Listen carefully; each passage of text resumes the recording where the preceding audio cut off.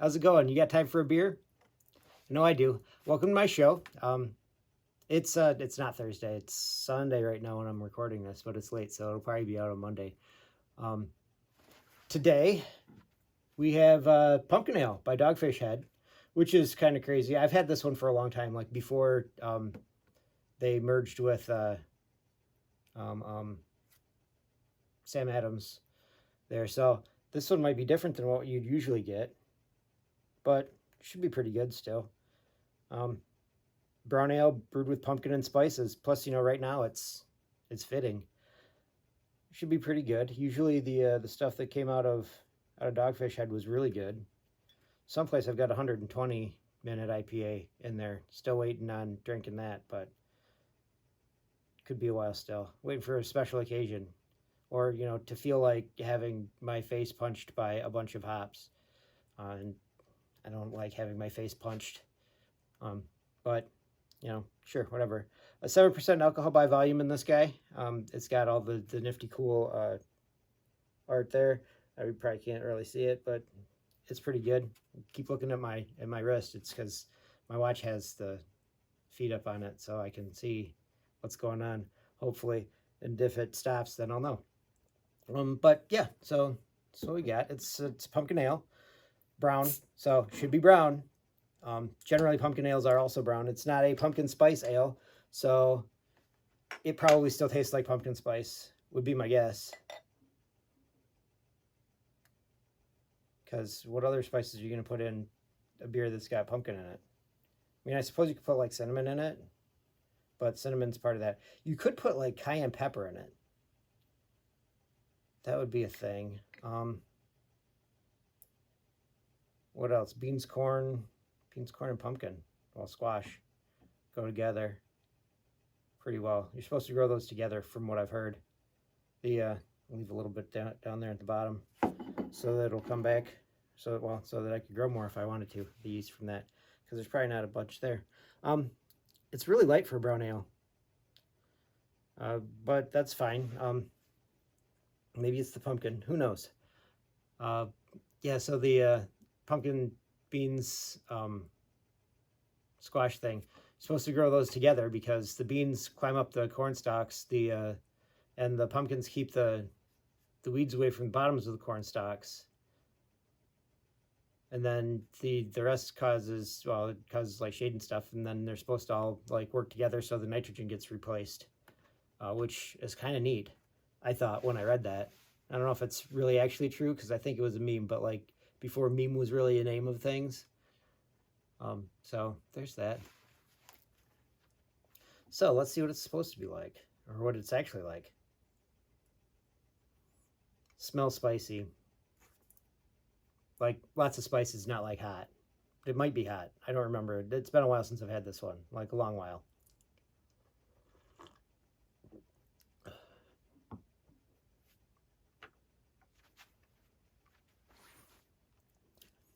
As light as this looks, it tastes brown. There's a nice bitter taste to it, but coming from Dogfish Head, it's not terribly surprising. It's kind of a deeper flavor.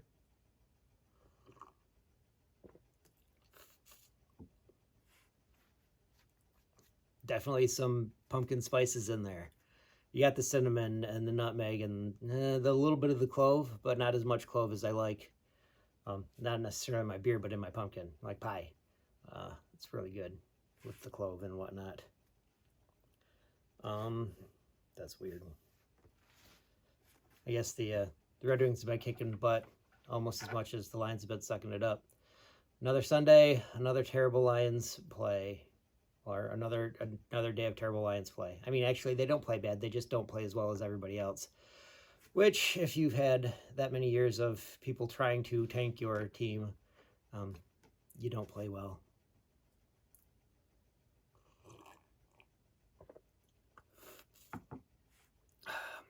What other beers does this remind me of? Except for the pumpkin, it kind of reminds me of a Newcastle. It's brown ale. I mean, it's got pumpkin in it. You'd think that someplace like Jolly Pumpkin would have something that was like pumpkin forward, but I don't think I've seen something from Jolly Pumpkin that's actually got something with pumpkin in it. But their thing is pretty cool. I've actually got a Jolly Pumpkin glass upstairs. I don't know where it came from, but I've got one. If I had to guess, I got it when my brother turned 30. We did a pub crawl down around Royal Oak, and we went to Jolly Pumpkin down there. It was a blast. Super fun. Highly recommend. Ashley Labs is great at planning things.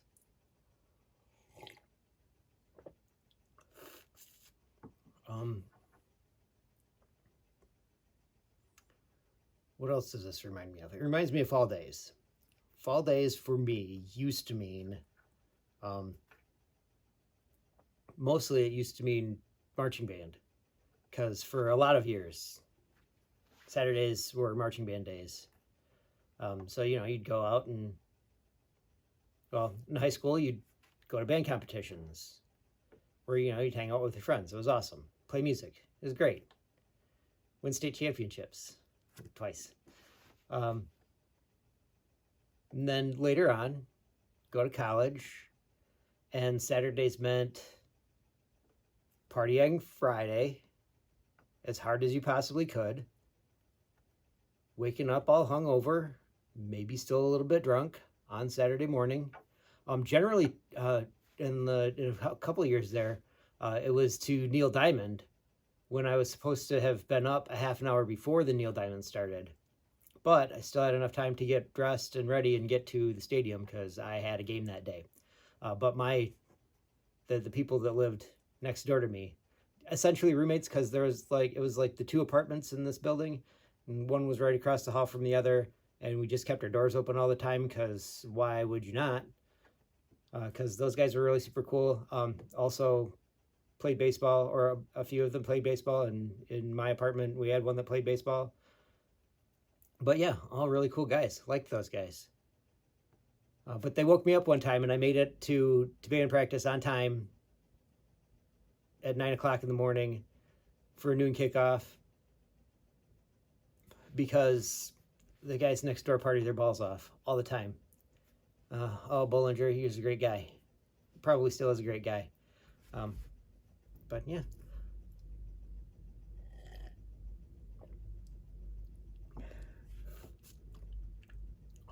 Yeah, so he partied super hard the night before, get up, do the, when I first started, Central didn't have lights. So like it was a special thing to play a Thursday game because you'd have the lights brought in, a big deal. Bring the lights in, and then you'd play the Thursday game, and it was really cool because you're on TV, and you knew you were on TV because there'd be cameras there and junk. And usually there weren't. And then you go a few years into the future, and every game was on Thursday, and it was terrible. But still kind of fun because it's harder to party the night before and get to band practice at 8 o'clock when you've actually got classes that might start at 10 o'clock. And then the night after the game, you go out and party that night too, because what else do you do?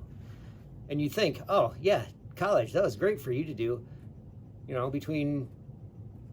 went to college when I was 19 because I graduated high school when I was 19. But then I also graduated college for my undergrad at Central when I was 29. So I was 29. Well, I was 28 because I wasn't 29 until the end of the season, until the end of the semester. So I was 28 and still going out night before, night after the football games. And well, I don't have to tell most of you guys, it's hard work. But I could still keep up. I could. I don't think I can anymore, but another 20 years onto my age, and here I am. Let's see, other stories. Well, the Lions played today. And the Lions weren't always terrible. Usually after the Lions would play the Bears, beat the Bears, or, not beat the Bears because of the Calvin Johnson rule, or, I don't know, a stupid fumble into the end zone that got tapped out of the end zone by the other team that shouldn't have counted as a touchback and should have counted as a touchdown for the Lions. Or at the very least, a safety. No, not even a safety. Yeah, no, a safety. But that's not how things work for the Lions. But anyway, when the Lions would win, we would go to Pixie, or when the Lions would play the Bears. So twice a year. Usually it was during marching band season, which was awesome. On a Sunday, you go to Pixie and you do the Pixie Challenge. And then you get your name up on the wall because you do the Pixie Challenge. 10 burgers, because the 5 hot dogs one is weird. Unless your name is Hot Dog. And I have seen that before. Because I used to have a good friend named Hot Dog. Now I just have a friend named Hot Dog. And he's got a little kid, and they wanted to call him Little Smokey, because, you know, Smokey Links, because Little Hot Dog. I don't think that ever stuck. At least I hope it didn't ever stick, because, it could stick. I mean, you can't give yourself a nickname, but that would be a decent nickname to have. And really, technically, well, that one would have been given by a mellophone, so it doesn't necessarily count. There are certain baritone players that would be allowed to give nicknames, but they also played tuba. Certain alto saxophone players that would be allowed to give nicknames, but also Meat Noun played the tuba. His name was Beefcakes, but that was his alto name. So the tubas came up with a different name. I didn't really get to be part of that. That was all my little brother, I think. But it works to call him a meat and a noun. I always liked roast beef curtains because I thought it was funny. Shrimp taco, also a good one. But he'd usually answer, or he'd be like, "Come on, guys, quit it." Yeah, so there's that. Man, sometimes this is super annoying. I hope this is still going. It is. Good. We just got to make sure. Yeah. I've definitely found myself on the wall before at Pixie. If you haven't tried it before, try the Pixie Challenge. It's a blast, especially right after the Bears game. I don't know if the Tubas still do that, but it'd be a very cool thing to see. And really, it was just a few of us. Me, Sheba, and Dave. I mean, we used to hang out a lot, too. Which is weird, because we were, like, I was 2 years ahead of Dave in school, but, I was ahead of Dave in school forever, because I kept going to school. He graduated before I did, so good for Dave. Don't see him a lot, because he's not on Facebook, but that's cool. I still like the guy, even if we haven't talked in years and years and years. Then you start the tuba Bible, drawing all the weird shit that you think up on Pixie plates and napkins and placemats and stuff. It's really funny. I have no idea where that is either. Hopefully there's still a tuba player that has that, because it would be super funny. Finish, just like the Lions season. I've got a quote for you by Tom Petty, the guitar player, not the race car driver. Just kidding. I know that's not Tom Petty. Okay, so Tom Petty said, "Do something you really like, and hopefully it pays the rent. As far as I'm concerned, that's success." I mean, what I'm doing right now, so far as, work goes, where I make my money, I don't know if I really like it, but I like it. It's good. It feels like I'm just going to work and getting a workout, which is nice. If I could do this and it paid the rent, that'd be super awesome. Successful even, because I like doing this. Drinking beer and talking to myself, it's the best. Like when I used to work out in the parking lot, pushing carts. I always said it was the best company I had all day, because, it's just me. So don't forget, you can follow me at TubaJake_69 on Untapped, YouTube, Twitter, Instagram, all of those, TubaJake_69. I think, as far as I know, I'm going to try to make this into one video. I'd made an intro. It's like 2 minutes long, so hopefully you don't mind it. I might try to make it shorter because 2 minutes of an intro sounds really super long to me. But it was hard to decide which pictures to not include, so I included a lot more than I should have. That's okay though, because it started out as like a 40-minute intro. So I cut it down, way down. It's pretty good right now, but it also means that I did a lot of extra work, like twice as much work, probably 4 times as much work, because I think it was a 4-minute intro before I decided that I should cut it down. But yeah, so I'll see you next time. You got time for a beer.